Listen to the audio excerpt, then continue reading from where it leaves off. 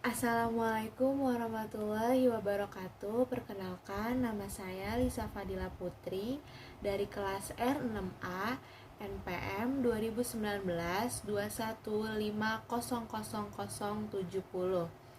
Mata kuliah Akhlak dan Etika. Di sini saya ingin menjelaskan tentang tema yang pertama, pengertian akhlak dan keutamaannya.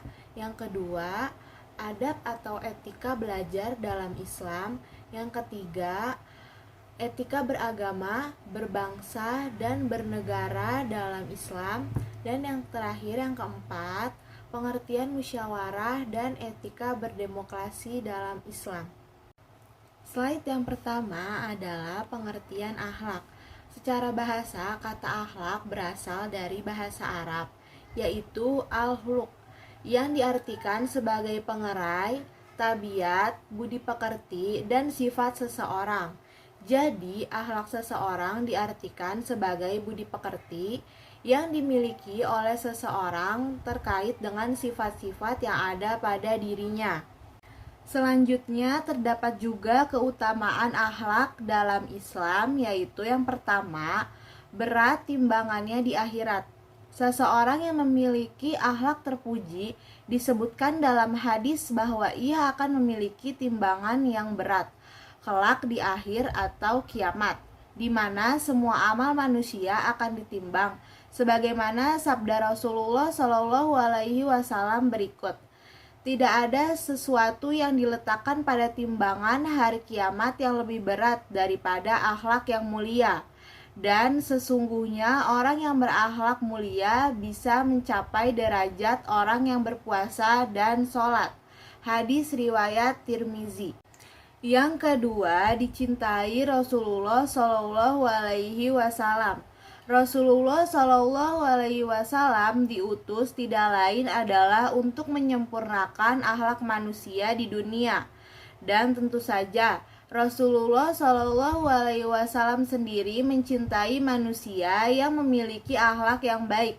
Dari Jabir radhiyallahu anhum, Rasulullah Shallallahu Alaihi Wasallam bersabda, sesungguhnya yang paling aku cintai dari diri kalian dan yang paling dekat tempatnya diriku di hari kiamat adalah orang yang paling mulia akhlaknya. Dan yang paling aku benci dari kalian dan yang paling jauh tempatnya dariku di hari kiamat adalah orang yang banyak bicara, angkuh dalam berbicara dan sombong. Sunan Tirmizi Sahih. Yang berikutnya ada adab atau etika belajar dalam Islam. Yang pertama, niat karena Allah. Hal pertama yang harus dipersiapkan sebelum menuntut ilmu adalah membenarkan niat. Niatkan semua ilmu yang akan kamu pelajari hanya karena Allah. Sebagaimana firman Allah dalam Al-Baqarah ayat 5, Rasulullah Shallallahu Alaihi Wasallam juga bersabda, barang siapa yang menuntut ilmu syar'i yang semestinya ia lakukan untuk mencari wajah Allah dengan ikhlas, namun ia tidak melakukannya, melainkan untuk mencari keuntungan duniawi, maka ia tidak akan mendapat harumnya aroma surga pada hari kiamat. Hadis riwayat Ahmad. Yang kedua, selalu berdoa. Dalam menuntut ilmu, hendaknya kita selalu berdoa agar diberi kemudahan dalam menyerap ilmu dan mengamalkannya. Allah Subhanahu wa Ta'ala berfirman, dan katakanlah, ya Robku, tambahkanlah kepadaku ilmu pengetahuan. Toha ayat 114. Dan setiap kita memulai pelajaran juga hendaknya dimulai dengan membaca doa dan diakhiri juga dengan membaca doa. Yang selanjutnya di sini ada etika beragama, berbangsa, dan bernegara dalam Islam. Pertama, menegakkan keadilan dan kebenaran. Dalam kehidupan, kebenaran dan keadilan adalah sesuatu yang paling dicari oleh setiap manusia. Bahkan kehidupan manusia itu sendiri disebut sebagai proses dalam mencari keadilan dan kebenaran. Islam adalah agama yang akan selalu berpihak kepada keadilan dan kebenaran. Bahkan menegakkan keadilan dan kebenaran adalah kewajiban bagi setiap muslim, kapan saja dan di mana saja.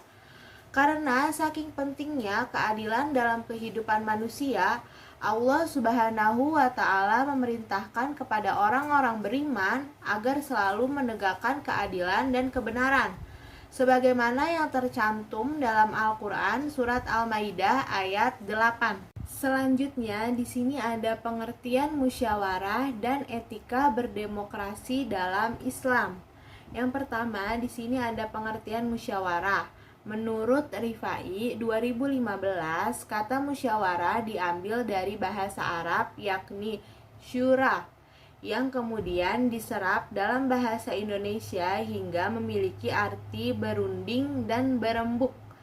Syura bukan berarti seseorang meminta nasihat kepada orang lain, melainkan nasihat secara timbal balik yang disampaikan melalui forum diskusi. Dalam dunia politik, musyawarah diartikan sebagai proses untuk mencurahkan segala potensi dan akal supaya dapat dipilih satu pikiran yang paling benar. Pilihan atau keputusan dalam proses musyawarah harus diterima dan menjadi tanggung jawab setiap peserta musyawarah. Selanjutnya terdapat etika berdemokrasi dalam Islam. Yang pertama ada al-adl. Al-adl adalah keadilan. Artinya, dalam menegakkan hukum termaksud rekrutmen dalam berbagai jabatan pemerintahan harus dilakukan secara adil dan bijaksana. Tidak boleh kolusi dan nepotis. Arti pentingnya penegakan keadilan dalam sebuah pemerintahan ini ditegaskan oleh Allah Subhanahu wa Ta'ala dalam beberapa ayatnya. Antara lain dalam surat An-Nahl ayat 90. Sesungguhnya Allah menyuruh kamu berlaku adil dan berbuat kebajikan, memberi kepada kaum kerabat, dan Allah melarang berbuat keji, kemungkaran, dan permusuhan. Lalu yang kedua, al-musawah adalah kesejajaran. Artinya tidak ada pihak yang merasa lebih tinggi dari yang lain, sehingga dapat memaksakan kehendaknya. Penguasa tidak bisa memaksakan kehendaknya terhadap rakyat, berlaku otoriter dan eksploitatif. Kesejajaran ini penting dalam suatu pemerintahan demi menghindari dari hegemoni penguasa atas rakyat. Dalam perspektif Islam, pemerintah adalah orang atau intuisi yang diberi wewenang dan kepercayaan oleh rakyat melalui pemilihan yang jujur dan adil untuk melaksanakan dan menegakkan peraturan dan undang-undang yang telah dibuat. Oleh sebab itu, pemerintahan memiliki tanggung jawab yang besar di hadapan rakyat, demikian juga di hadapan Tuhan. Dengan begitu, pemerintah harus amanah, memiliki sikap dan perilaku yang dapat dipercaya, jujur, dan adil. Di antara dalil Al-Quran yang sering digunakan dalam hal ini adalah surat Al-Hujurat ayat 13. Yang ketiga, al-amanah adalah sikap pemenuhan kepercayaan yang diberikan seseorang kepada orang lain.